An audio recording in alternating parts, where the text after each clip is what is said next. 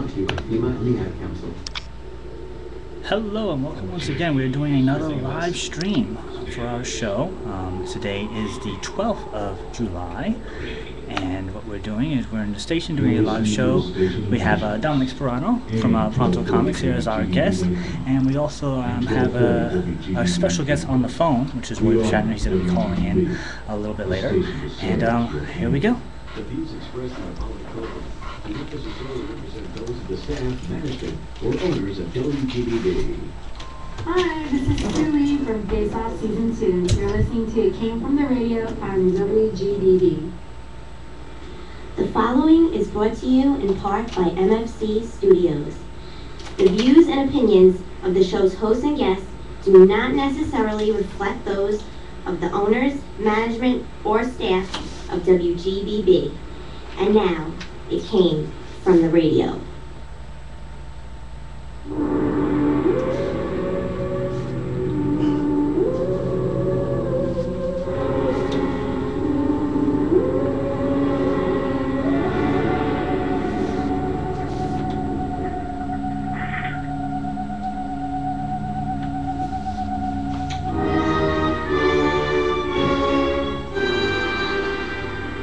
Hello and welcome once again to We Came From The Radio. This is your host, Warren Torres speaking.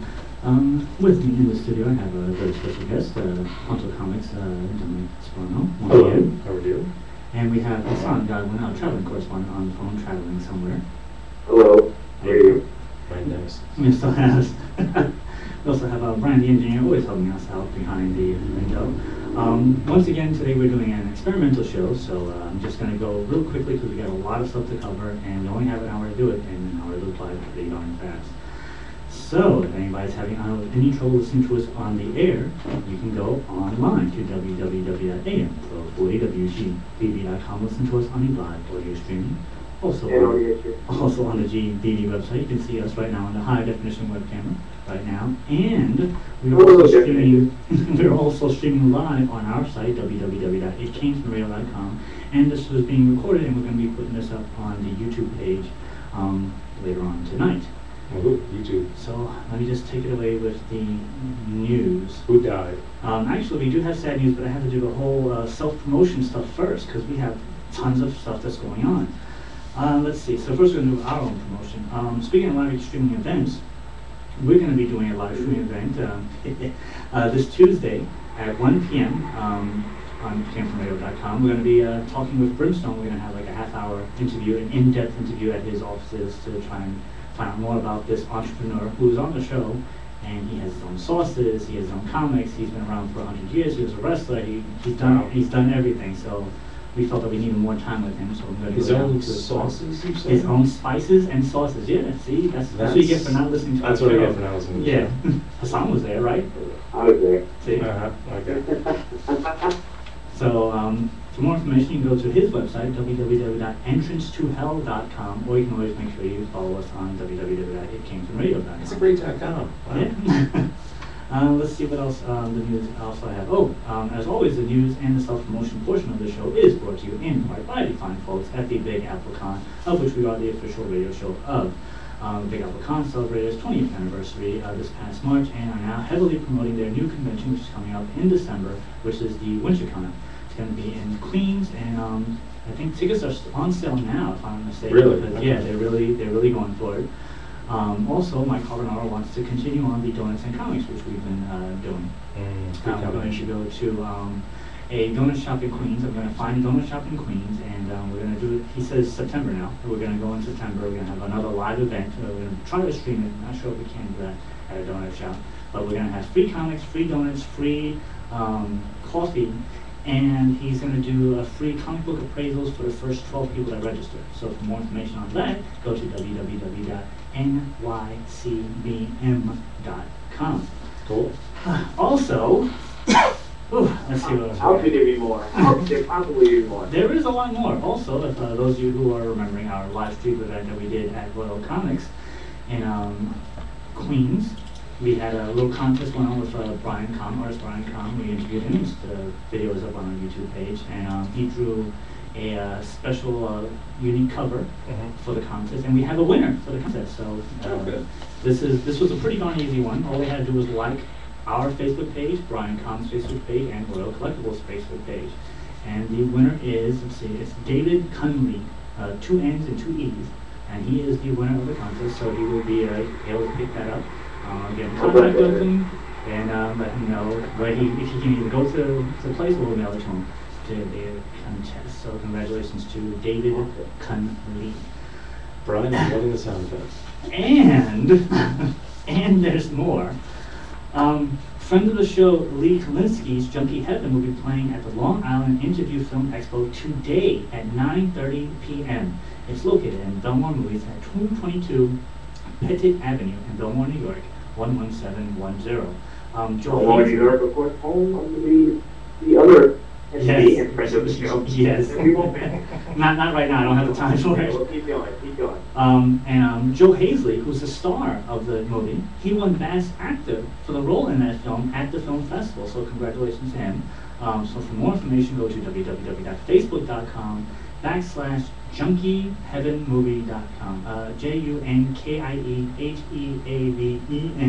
JUNKIEHEAVENMOVIE. Junkie Heaven Movie. So if anybody is listening to this live, you can actually go and see the movie tonight. And if that's not enough, whew, geez Louise. Another friend of the show, Chris Pasquarelli, author of Destiny Revealed, is doing a book signing at the Book Review in Huntington on Wednesday, August 5th at 7 p.m. For more information on that event, check out www.bookreview.com. Breathe, man. That's That was a lot. everything that we're doing. That was a lot. Now for news. I should set up a thing at Book Review. I live in Huntington. You should. I really should. Why don't you? Because we're just coming out with the graphic novels now.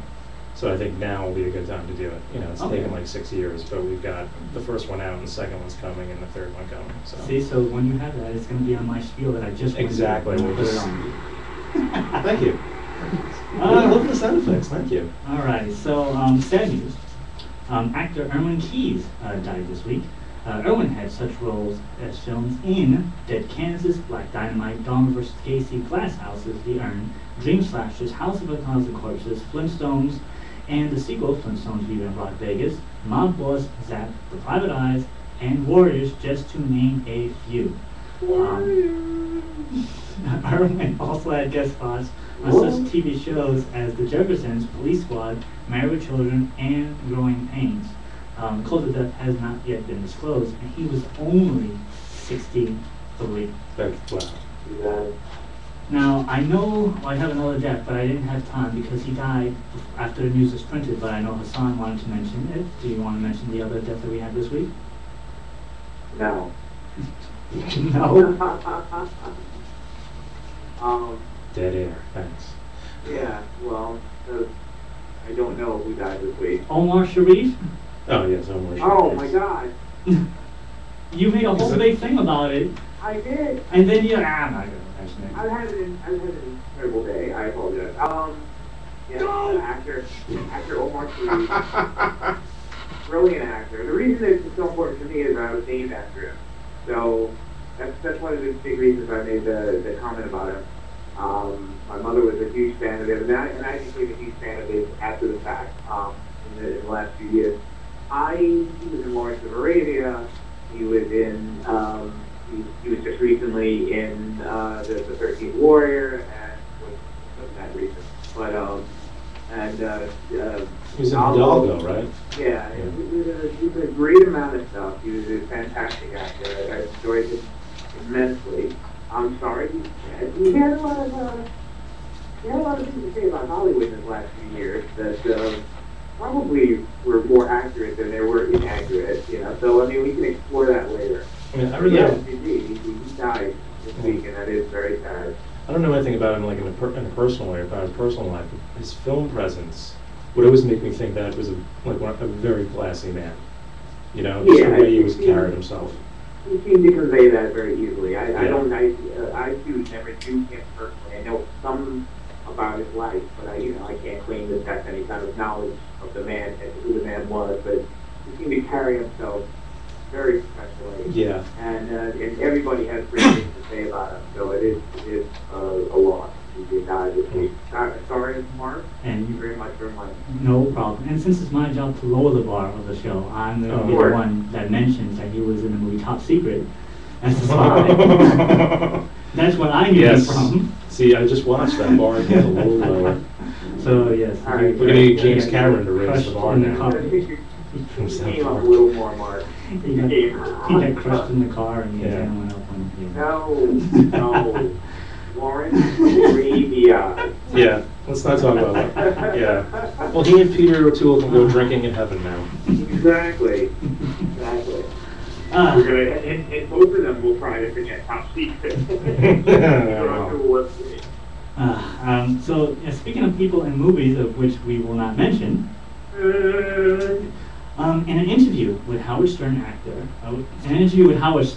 comma, Mhm. space, actor Channing Tatum had a few words about his former and upcoming projects. I know about this. Okay. I know about this. I listened to this in the go on. In regards to G.I. Joe Rise of the Cobra, he says, quote, "Look, I'll be honest. I effing hate that movie. I hate that movie. I was pushed into doing that movie. I'm like, look, I love G.I. Joe. Can I play Snake Eyes?" And they're like, "No, you're not playing Snake Eyes. You're playing Duke. And the script wasn't even good. And I didn't even want to do something I thought was that bad." Yes, it's terrible. It was a terrible movie. Right, because that movie is a magic crap. And I love the fact that he knows it was a terrible movie, and But he had to promote it. He had to but do they promoted, he had to do it, and but Yeah, because he did that, sometimes he's about been able to do contractual other things. obligation. He was contractually obligated to film, Right. Yeah. which may go a long way of explaining how they didn't seem to be able to throw him enough money to do the second film for more than 10 to 15 minutes. Yes, that's Right. very true. I didn't even, did the second movie actually come out? Because It did like, I come know out. the date kept getting pushed around. Oh, it came out. And then it came out and like, there was no real hoopla about Yeah. it. Even with, the amazing Bruce Willis in it, of course. And The Rock. And The Rock, yeah. Wasn't The Rock, wasn't Wonder Woman in it also? The TV Wonder Woman, who is now on Agent of S.H.I.E.L.D.? Yes. Oh, okay. Adrian. Adrian Yeah. Palicki. I think she was in that movie. Yeah. If you believe, I Might have been. will look it up to confirm that. Maybe she was like AJ, possibly. Maybe. But To it's- my knowledge, that's like the only time that Joseph Gordon-Levitt has ever really played a bad guy.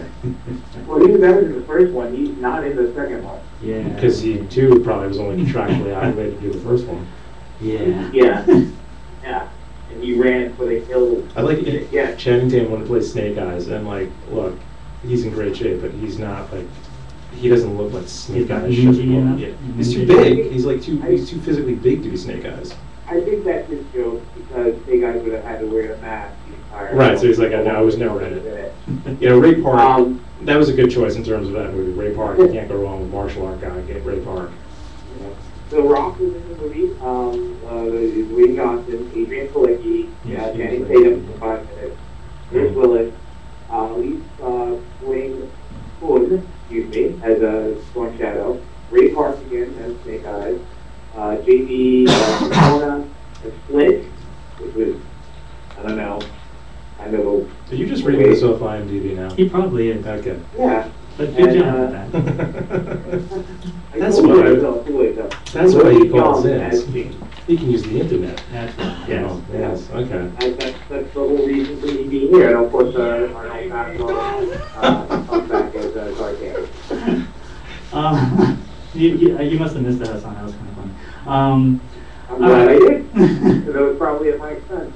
Probably. Yeah, this is great.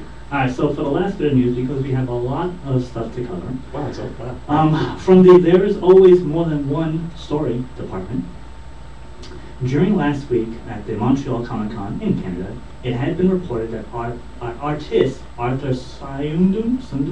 I know what you're going to talk about, and like we shared this on our Facebook page, Product Comics, the facebook.com Product Comics, little club. And all I put down was like, just don't ever be this guy. But there's a whole thing. So he And decided. you know the dude What's the news though? Yes, our artist Arthur Sundam, Syudam, decided to take his one table in Artist Alley and turn it into 4 tables without telling anyone, including the other 3 artists that he took the tables from, nor the convention organizers. Montreal Comic Con says, yesterday there was an unfortunate situation where certain creators were displaced from one area in Artist Alley to another in the same alley without their knowledge. We at the Montreal Comic Con offer a sincere apology to those affected. We have spoken to the creators and have reassured them that they will be compensated for this inconvenience. Good. In this situation, Montreal Comic Con assumes a measure of responsibility and has taken certain actions to ensure that this type of situation will not be repeated at any of the events we manage. The foundation of comic book convention is built and continues to be built upon the admiration and respect of comic book creators. We are forever appreciative that we have continued to bring a vibrant industry. Our policy has always been to make sure that all artists and creators are treated with respect and consideration. Now, with that being said, How Arthur's, did you manage to steal 4 tables? well, it turns one of the stories is that he came along. Right. He came early. He's like, I'm going to take this. And he just put up his thing, took up 4 tables. And then everybody's like, oh, well, I guess I'm not going to be sitting over there. Right.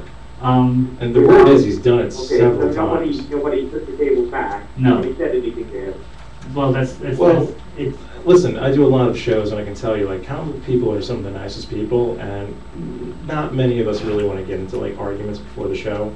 You just want to get set up and ready to go. yeah. So it's just easier to have moved to somewhere else, complain to management quickly, get another table, and move somewhere.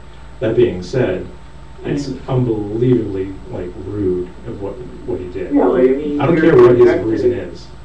Your investment is supposed to pay for something. You pay for the table. You should be at the place they put you. Yes, absolutely. There shouldn't be a person who would be peer of yours paying the exact amount that you pay. Exactly. Getting 4 times more real estate that you paid for. Right. And yeah, it's absolutely the fault of the convention, but something should have been done about it. Yeah, Well, by the it convention though, was too because late, though. Exactly. yeah, by the convention, because like comic book people are, you know, generally quite introverted, so they're just not going to want to It's fine make that that they're conversation. introverted, although I think more should have been done. Yes. You know, in order on their part. Even when I agree with you, you must Aware. argue with me. Well, there's more, but there's more to the story. Okay, So yeah. there's more. There is more. All right. Arthur's representative says, in response to the post about Montreal Comic Con this weekend and the table placement for the artists at the table show, let me state that I am a booking agent for a group of artists, including Michael Golden, Artist Item, Mike Zeck, and others at the convention. That was weird. When we all arrived for setup on Thursday, there was a snafu with the table setups for all the artists. In order to correct the problem, everyone was moved. The Montreal Comic Con, much to their credit, stepped in and found solutions for all table placements so that all artists had their agreed upon table amounts. No changes were made without the show's knowledge, nor artists made any arbitrary changes on their own. Any artist there for setup was informed of the changes, and we are sure others were told as soon as they could.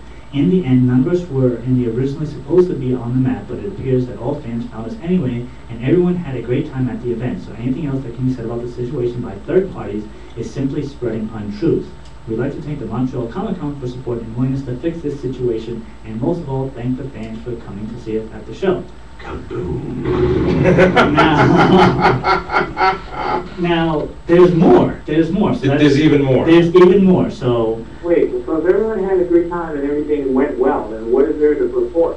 And Well- obviously, you're reading this for a particular reason. yes, because Mhm. it went all over the internet that, you know, Arthur was the bad guy and, Mhm. and that he does this all the time and blah, blah, blah. And actually, you may not remember this, Hassan, but when we had a table at the Big Apple Con many years ago, we had already set up, and the guy who dealt with us, he came to me and he said, hey, Arthur Simmons coming to the convention. It was later in the day. Mhm. We want you to move to we're gonna put him here. And I'm like, no. Right. We've you know, we've dealt with you, we've dealt with the Big Apple Con for many years. And I'm like, do you really want to have bad relations with us by kicking us out of the spot that we're at? And he was like, you know what, you're right. And then they moved somebody else out, and he set up, you know, he had a whole big setup, but he was next to us. So Right. that was my interpretation. And as Dominic said, throughout the internet, it's been well known that that's what he does. That's what they're saying he does. You know, yeah. it's all, you know, he It's, said, it's she a said. big thing on Twitter that people were Right. complaining about. But there's more. Okay. So on top of all that happened, Arthur had his own comments to say, and he said, This is where he's going to shoot himself in the This. foot, I'm sure.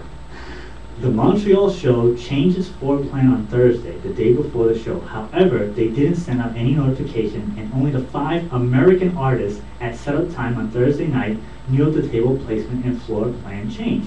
The next day at the show, the Canadian artists unfortunately began hearing from a single troublemaking fan artist who wasn't there at setup, who began spreading fabrications to make the artists and online that the American artists at the row end were taking their tables.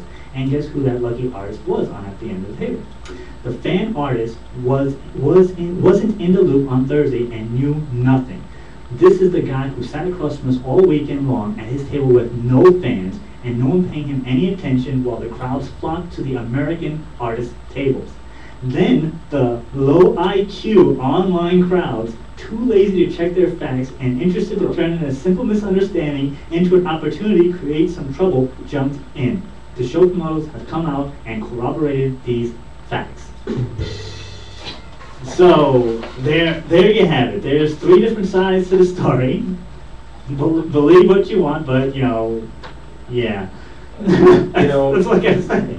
Look, I'm a big believer in word of mouth, and if a lot of people have said that he's done this before, I'm going to go with he's probably done this before.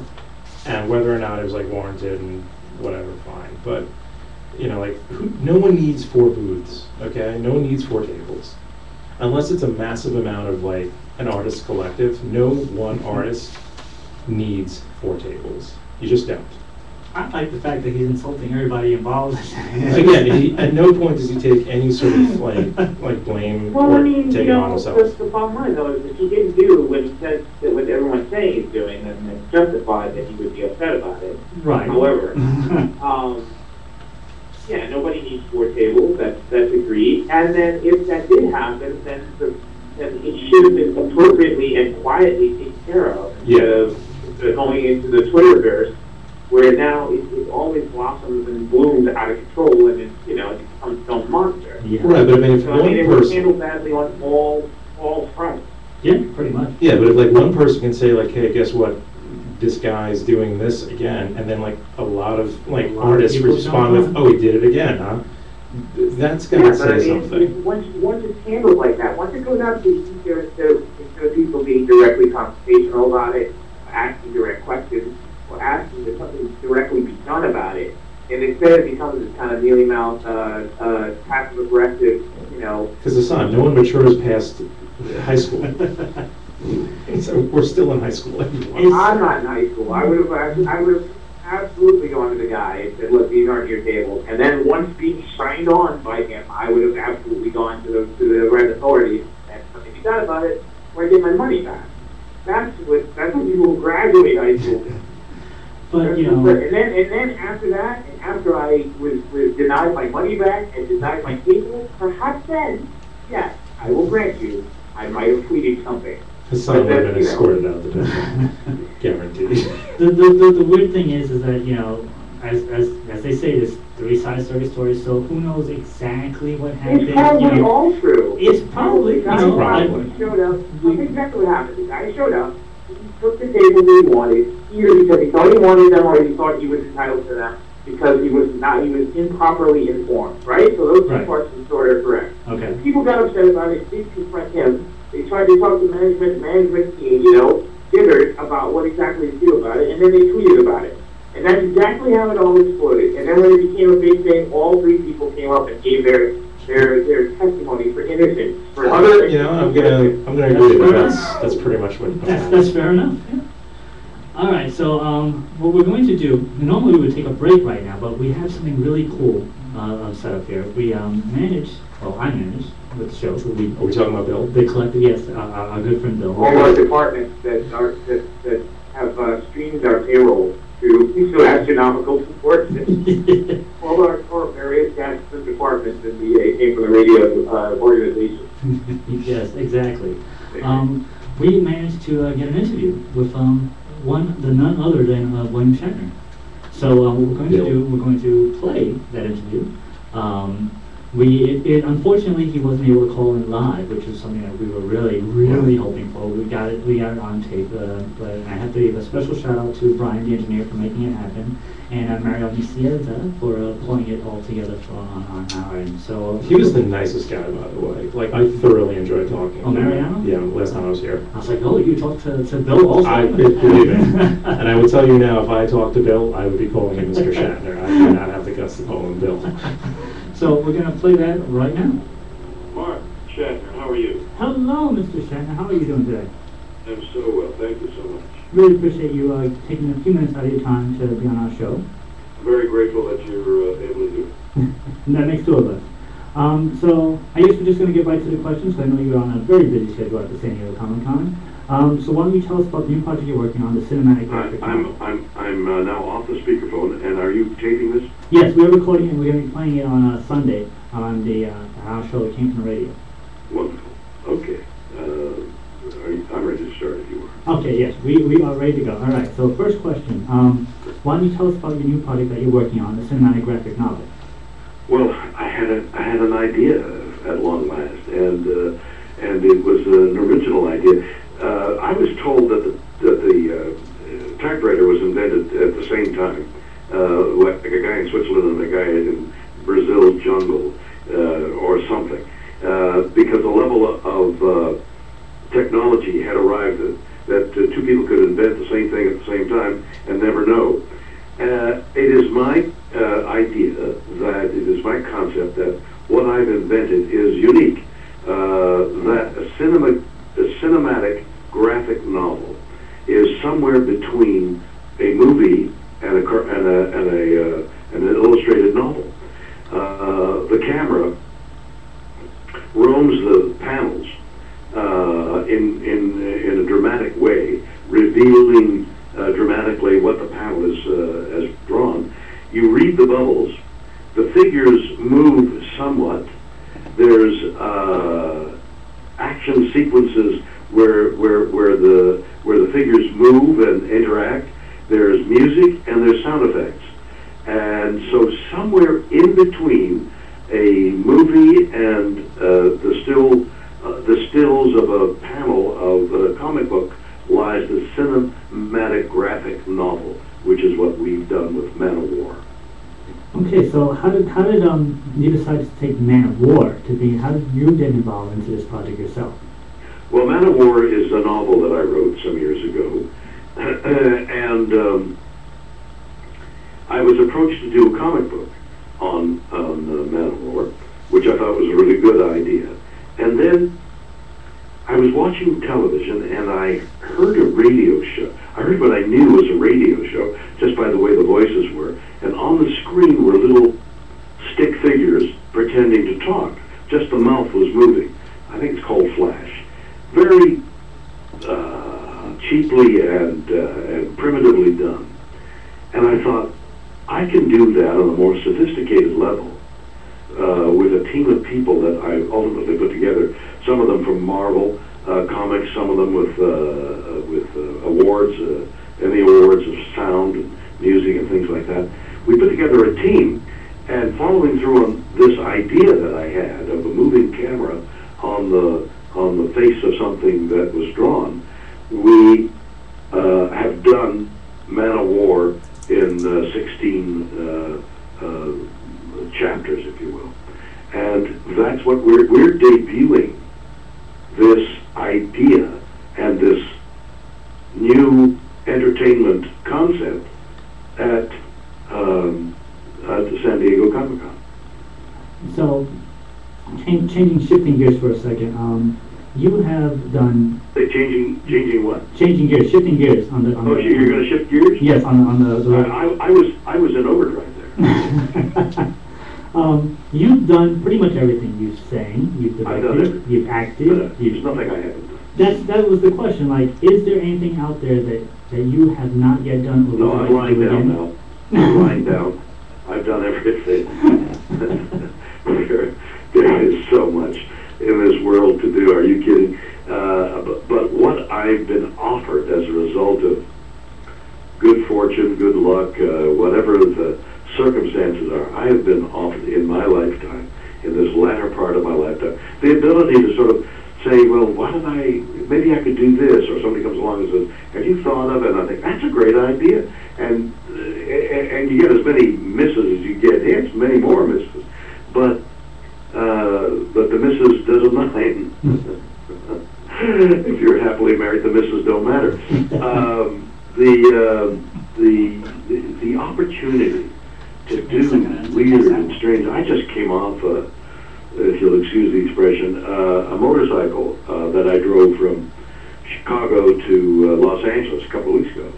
A new design of a motorcycle called we call it the motorcycle R-I-V-E-T, Rivet, and rivetmotors.com will explain what I won't attempt to explain on the air, but a whole new concept in a motorcycle. You see that motorcycle, there's no motorcycle like it. Well, I drove a motorcycle cross country, in through the heat, and the wet, and the dirt, and the grime, and the hours, and it was it taxed my strength beyond anything I've ever done before. So the opportunities are there if I can grasp them, and I just need hand strength. Well, wow.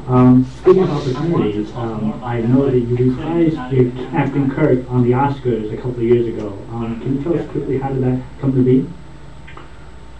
Well, the funny people on writing the Oscars asked me if I would do it, and you know, I said, I don't like to do, I don't like to do that reprise stuff. It doesn't work, but these were funny comedy writers, and I said, well, show me what you got. And they wrote out a scene, and I thought it wasn't very funny. So then I said, no, I don't want to do that. And then they came back. They had rewritten the scene, and it was very funny. And I thought, okay. So and they got the original suit, and of course they had to take it in.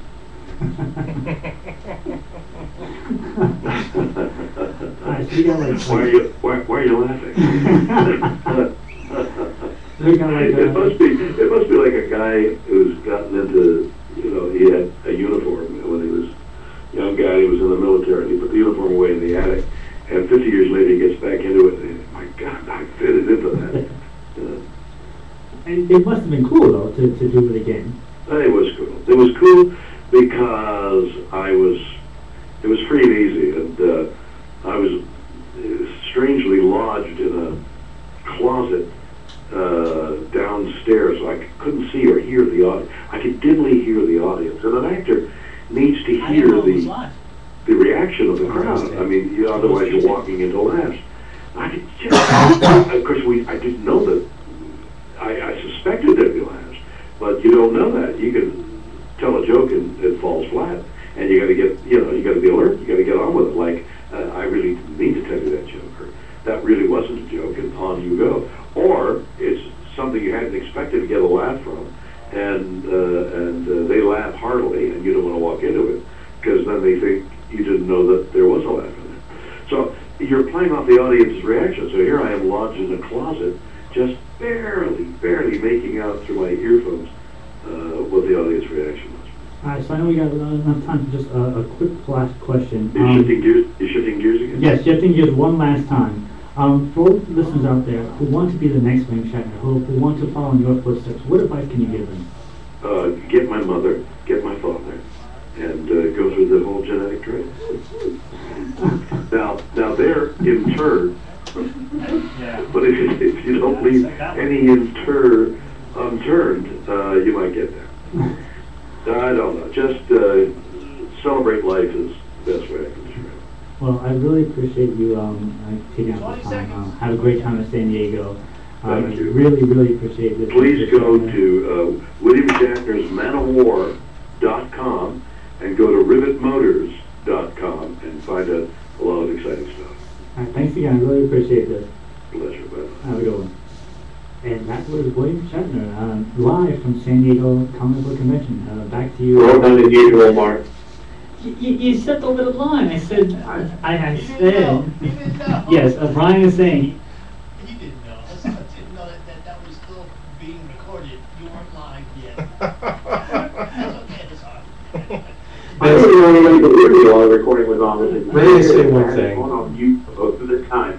So I did all right up until that moment. Yeah. May I say one thing? May I say one thing? Denny Crane. That's it. So I had said to myself on the Right. thing, back to myself in the future, because I Right. was talking to myself. But And Hassan just stepped all over that, yeah. Although I have to say, it sounded like I was actually talking now. It did, actually, yeah. That was like, wow, that's kind of. I was like, odd. he's speaking, but his lips are not moving. This is Yeah. fantastic. So there you go. That was the William Shatner interview. I hope that when I'm 80-something, like he is, I am that energetic and passionate about life. That I still have the same woman in my life, though. I don't want that. I have a wonderful girlfriend. But that I could ride I don't ride motorcycles, but I could ride a motorcycle from Chicago to LA at 80-something years old. I mean, I'd be like, just passionate about everything that I'm doing and excited. I hope I live like William Shatner. I don't have his parents. My parents are wonderful, but I don't have his, so I don't know. So are you going to be a William Shatnerite, Hassan? No. Okay, never mind. Did you? He's more of a Nimoy guy. You actually did a lot of conventions. Did you ever actually meet William Shatner, Hassan? Yes, I did. I met William Shatner, and I've met Leonard Nimoy. I've met just about all of them. And I've done basically the same thing you criticize me doing all the time. I shake their hands, I say hello, I stare, and then I move on. I don't really interact with them. You don't even get so far as to go, oh my God, you're awesome. I met a celebrity whose name will continue to be nameless in this particular instance many years ago, and I tried to interact with him and shake his hand. And he was not feeling well that day, so it was just a lackluster, kind of grunting responses. And the experience was so traumatic that I'm like, you know what? I like to keep them on the cloudy pedestal that I put them on. I don't want to know their real-life foibles or whatever their attitudes are or whatever, because that ruins things for me. So I'm just going to do my part and be irreverent, and they do their part and be iconic, and then we move on. I don't really interact. As Mark will tell you, for our wonderful, So it's like, legendary Mark Hamill interview, Yeah. where I didn't react at all to anything that he said or did. so your thing is like, meet your hero, but don't interact with them. Yeah, don't know your hero. Meet him. Don't know him. That's fair enough. Okay, I mean, that's actually pretty good advice. I agree with you. Oh my God, this is happening too Yeah, much this of the show. is the Shatner effect. This is the Hassan. Shatner. You get filled in with the love. I'm of actually a Shatner. reasonable human being once you get to know me. I really am. I can It's only taken me like a year and a half. I can vouch for Yeah, that. well, So, in the spirit of I moving just want on, you to know. in the spirit of moving on, we have more shows to There is a do. moving on. Yes, we have more Are shows. we changing gears? We are shifting We're gears. shifting gears. I have to say, he threw me a couple of times. He was, man, He listen, caught on to he you is, really quick. He caught on to your quirk really fast. he is a consummate professional, Yes. Mr. Shatner. So, Yeah. for the remaining of the show, which we have a little bit left, because Yeah. like I said, it was going to go fast. Right. We're going to be talking about the new Terminator movie, Terminator 5, if I'm not mistaken. This Yeah, I is mean, it's the fifth one of, the Terminator. fifth Terminator, Terminator Genesis, Mhm. not Sega Genesis. As always, this will be a free-flowing conversation, and spoilers may and probably will be mentioned, seeing as how the actual promoters of the movie spoiled their own movie. Really? How'd they do that? Yeah, as you may or may not be aware, when a movie comes out, Spoiler they put out many trailers, Right. and the company was afraid that the movie wasn't going to make any money, so they decided to tip their hand and reveal a plot twist in the trailer just before the movie came out. All I will say is that it's a trailer that shows in the trailer and on a couple of last-minute promotional details of the new Terminator Mm-hmm. before the movie came Right, out. okay, yeah. And the director was upset, and people were upset, but it happened. So Right. that kind of stuff. Yeah. So Hassan, did you manage to see the movie? Yes, I did. Well, I can tell he doesn't like it. All right. So Hassan, you get to go first. What did you? I get to go first? Yes, you get to go first. What did you think of the movie? I thought it was the same as I thought of all the sequels to the Terminator, and with the exception perhaps of Judgment Day, which basically was a rehash of the very first one with better special effects, maybe a tighter story frame, but it was just as ridiculous. All of these films are ridiculous. This film is no different. it's absolutely, utterly asinine, and it contradicts itself at every chance it gets. And I don't recommend anybody see it. Wow, what did you really think of that movie? Don't hold back now. Ooh. All right, Dominic, did you see the movie? Yes, I saw the movie. In fact, I saw it last night, and the one thing I regret is that I didn't watch like all the other ones before. Like Right before? Like one big long train. But I saw Terminator, the original one, maybe a couple months ago again. So like it was still kind of fresh, and I have to say I'm pretty impressed with how they like redid a lot of those things. To me, the movie is a love letter to the James Cameron Terminators. Not so much T3 or Salvation, because they kind of really like just ignore Salvation. They're like, this does not happen. Yeah. This never occurred, which is too bad because I kind of dug watching Salvation a little. I didn't love it, but it was hated Salvation. I watched it on TNT. That Terminator 4 actually did happen. You could argue that it still happened. Not. There's a couple of parts where you really like. Yeah, they kind of are ignoring part 4. They really do. I mean, just in how John Connor meets Kyle Reese, they completely like whatever they did in Salvation, they ignored that. Let me say, like I said, I watched Salvation on TNT. That's why I liked it. I didn't have to pay money to see it. You know, it was like, oh, okay, I got a night to kill. I'll watch Salvation. It wasn't bad. But to me, this movie was definitely a love letter to the James Cameron movies. It was very much heavily within the Terminator T2 Judgment Day. And that being said, I enjoyed it as just a piece of entertainment. The plot did get a little sort of like entwined and confusing, but if you don't think about it too much and just again accept it as a movie, which I know some hates going to say, it's pretty enjoyable. The one thing that kind of bothered me, like very little Matt Smith. You know, like I thought there was a big deal made, like the doctor's getting Matt Smith's good, and like you don't see him much. And the other thing is like, wow, Matt Smith can't get away from time travel. Just can't get away from the time travel. I would have liked to have seen more of Matt Smith in it, honestly. But I'm a Doctor Who fan, so it's like, I would have liked to have seen that. But yeah, look, if you got an afternoon to kill, it's not the worst way to spend your money. I saw it the premiere day, so I saw it that Thursday. I did not see the trailer, so I didn't want to. I'm on a new thing for the past years to not watch any trailers. Yeah, you were mentioning it. As best as I can to not get any spoilers or anything. So I was going there pretty cold. I only saw the one trailer because I was forced to see it. I saw a movie Captain early, saw the trailer. Okay. But so I knew that it was going to be a whole bunch of time travel stuff, and they were going to change things. They were going to change it up. For full disclosure, I did not care for the first Terminator movie. I did not care for the second Terminator movie, although I do appreciate the special effects. I did like the third Terminator movie. I hated the fourth Terminator movie. So just putting that in perspective. This movie, I thought it was okay. I was entertained. You know, I enjoyed myself. The time travel. I love the time travel. So, you know, it's going all over the place. I'm like, okay, I'm with you doing all these, you know, alternate universes or however you want to try to explain it, and I will leave it up to myself to try to do what they call a no prize that they used to do for Marvel. Is that whenever there's a mistake in a comic book, the fans used to read the mistake, identify the mistake, and then explain why it's not a mistake. And Marvel's like, hey, thanks a lot. You just corrected this idea for us as to why it's not a mistake, and you get a no prize, which is what they used to do in the 80s. And they used to send you a box, an empty box, with Marvel stuff on the box. So it was like a little keepsake from Marvel, but there was nothing inside, a no prize. Okay. And that's what they do. So that's how I like to consider movies that are entertaining, where I can sit back and like, well, I can figure out why this stuff happened, as long as what they say in the movie doesn't contradict what I'm thinking, or it's just something that just doesn't make any kind of sense. Then I'll be like, well, that doesn't make sense.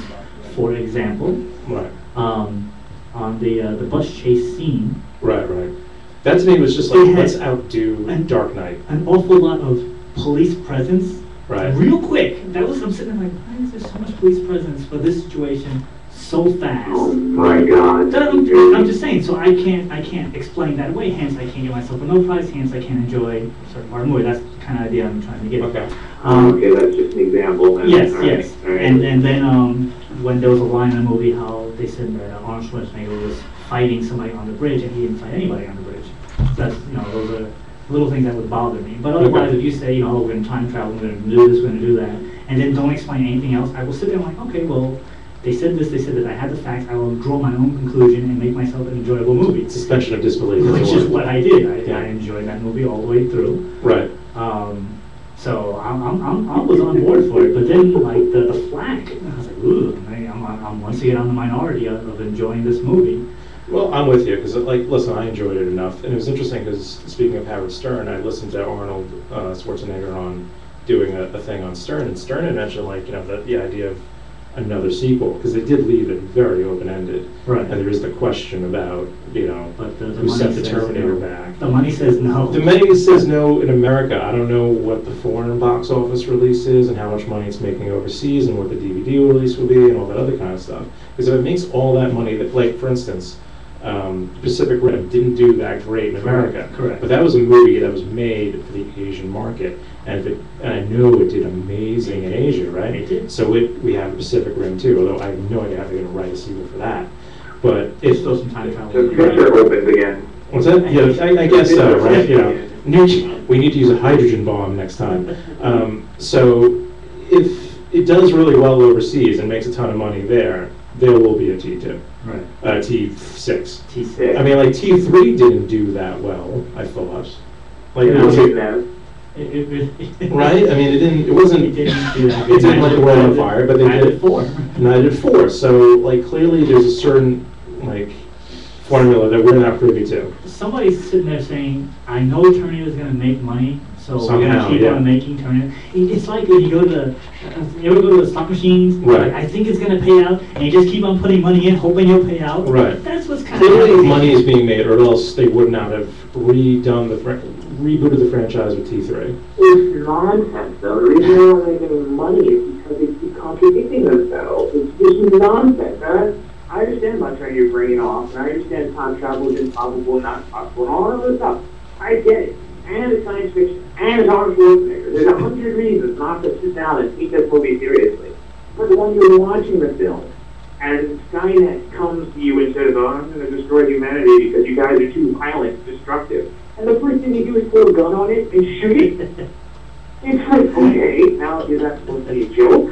Or am I supposed to be serious for Sarah Connor? No, it's supposed to be human. It's just, I mean, and it does it to itself over and over and over again. In this particular film, but throughout the entire series. It just becomes nonsense over and over and over again. Which And one of they the... try so hard to do a convoluted stream so that you can get a sense of this kind of how crazy time travel is. But they keep making everything impossible with every time jump they do. It's nonsense. Which makes me go back to why, one of the reasons why I didn't like Terminator 2, because in Terminator 1, they said, send a Terminator back, destroy the machines, done. Then in Terminator 2, they're like, yeah, we send another one back. Like, well, Yeah. if you can send more than one back, why don't you send them both at the same time? Right, or, right. you know, it just opens all these Why, questions. like, okay, if you sent one back at 1984, why are you waiting, like, 10 years to send another one? You know, why send it 10 years in the future to kill him as a boy? Like, Yeah. there is always going to be that question about it. I think what you could take from Terminator is a couple of things. One, it's, again, a fun movie, but two, like, the concept of always pushing back Skynet, I think, is like the idea of, like, it's fate no matter what you do. It doesn't make sense, though. It's like... Because, well, if you think about it, like, yeah, you can stop it. Well, you're never going to stop it. You're just going to keep delaying it sooner or And later. if you can keep delaying it for Skynet still inevitable, which is what they said in the third movie, that Judgment Day is inevitable, Mhm. then why is the calculating machine continuously sending agents back to make sure it happens? If it's inevitable. You know what I'm saying? Right. And not only that, if you send John Connor's parents, and you do this from 1984 to 2015, without them consummating their relationship, and having John 2017, my Connor, friend. 2 years in the future. 2017. 2017 they went. Yes. doesn't matter. if you have them jump from one time to the next without consummating a relationship, then how is, spoiler alert, John Connor changing that? Because he shouldn't exist at that age. I think they went for the alternate timelines as opposed to... Doesn't matter. In the alternate timeline, if you change the timeline, then the future timeline cannot exist, and there's an line. You could have come back make sure that the future happens in the first place. No, what I'm saying is that it happened, and then that timeline Right. still exists or ceases to exist. Right. And when they go back, they create a new alternate universe and then just hang out in that universe or hang out in I another know, universe. Mark, I Like- get what you're saying. I Okay. understand what you're saying. And where did John Connor come from? That's actually a very good That question. believe me, I was thinking about the entire, like, all right, now they're in 2017, how is John Connor going to be a particular age that he's at? How are we going to be 40 or his early 50s and be able to come back and be able to be taken over by the Terminator and then come back in time to ensure the Judgment Day happens by Right. killing his parents before. Unless the idea is somehow he's existing outside of time. But if you go back to the original Terminator, Mhm. who is Kyle Reese's original father? Right. You know, if he had to have been born first before they had the whole time travel thing that happened and the way time travel Right. worked. Who was the original father? And Well, why I think- isn't that? So it's I think we can sum this up best by the words of the 10th Doctor, David Tennant. It's a bunch of wibbly wobbly, timey-wimey stuff. Yeah, there's no direct cause and effect. I mean, there are some things I can take out of the film which I enjoyed for fan service. One, I really enjoyed like the commentary on how everyone's very connected nowadays, and that's the rise of Skynet. I thought that was a really interesting idea. I really enjoyed when anytime Arnold did something like Terminator-ish, they immediately played the theme song. It's almost turning it into like the Superman theme song. Oh my God. Okay. Now I'm just going to list a bunch of other things to annoy Hassan. You're not, though. No, but I mean, like, there's certain things that I enjoyed. And another thing that I really thought was kind of cool, and I don't know if anyone picked it up, at one point Kyle Reese turns to Arnold and he's like, where's the skin job? How'd he get here? And I'm like, oh, that's a great, like, sort of reference to Battlestar Galactica when they were calling all the Cylons skin jobs. So, to me, like, there's a good little bit of fan service that was also done, and also, like you said, the quality of trying to really recreate it and put it in 1984. We're $20. Ultimately, I think if you're like a fan of the Terminator franchise, you'll walk away happy. Maybe not. Or, no, I'm not a fan of the you walk Terminator away. I think you walk away content. I won't go so You're far a as to fan say of the happy. franchise, you're not listening to us actually anyway, so it's Whoa, there's only one of us bashing this, sir. I'm not a fan of the franchise, and I enjoy that. See, there you go. Or maybe if you're not a fan of the That might franchise, be it. this is the way to go. All right, so we have Yeah, I think you have to not be. we got 4 minutes left. So Hassan, see it, don't see it. Is it worth it? 3D, no I already 3D? said don't see it. It's not Don't worth see it. Not at all. Don't even bother. Waste of time. All right, If you Dominic. have a brain, don't see it. Dominic, see it, don't see it. 3D, no 3D. Well, definitely, I don't believe in any movie in 3D. I think that's a waste of money. If I want to see something in 3D, I'll watch it play. In terms of seeing it, you know, if you like Terminator and you want to see the continuation, definitely go see it. You know, or wait for it to come out on DVD. You know, but I think it's worth watching. Head with a hammer. I think it's like if you want something like fun to watch, it's worth watching. Whether or not you want to go see it at the theater is a different story. All right, I'm gonna say it wasn't a bad movie. Yeah, I'm gonna go with that because we've seen a lot of bad movies. Yeah. And you know, I'm gonna throw out Transformers because that was woof. Oh, that was bad. And it wasn't that bad. It wasn't as bad as that. No. It was. Yeah, it but was if really bad. Transformers is the bar, then a lot of movies are going to get a pass. To quote one friend of mine, to quote my one friend Andrew, it didn't suck. And to quote another friend of mine, it was my friend Ed. It was really not bad. You know, that's pretty much how I could describe it. I enjoyed it. I say if you're gonna see it in 3D because the special effects were pretty darn amazing. Yeah, they were great. I was thoroughly enjoyed it. And then I actually, as a little side note, I went and I saw Ted 2 right after that. Really? And the special effects once again, I'm like, wow, that bear's really there. So Right. special effects have gone far enough that I can I'm with them Yeah. with the entire thing. So I was like, yeah. I say see it in 3D because it really was really good 3D. Okay. But you know, No go 3D. go see it in the morning. Don't waste your Right. hard-earned money. See it at night. See it in the morning. I say go see it if you want to see a interesting, entertaining action film. That's time travel. Yeah, I would say That's I would say that's that's as best perfect. as good as I'm going to Look be able to at get. all the wobbling you have to do just to try to. Well, if you like time travel, you like action, go see it. Yeah, time travel's a hard thing to pull off. Time travel in this film. There was a lot of time travel. It wasn't any, trust me. You know what made this? You know what There Hassan would wasn't have any loved? logical time travel at all. There were people shifting in white bubbles. from one place to another, but it made no sense. Hassan would have loved this movie if Amelia Clark finally got naked again. I think that would have. No, it's not even. No, See that? no, Not even. no. He's like, no.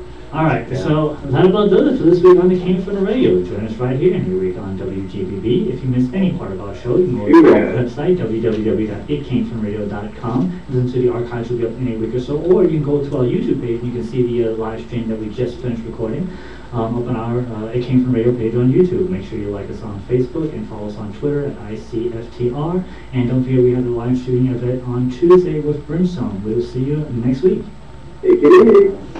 You have been listening to It Came From the Radio with Mark That should have been a Torres. shock that he The views and opinions of the host and guests did not necessarily All right, so reflect that the is views another of show in the can. WGBB, As I said, make sure you owners, or listen staff. to our shows And now on we return you to your itcamefromradio.com, and make sure you scheduled go check us out on broadcast. our YouTube page, and we'll see you next time.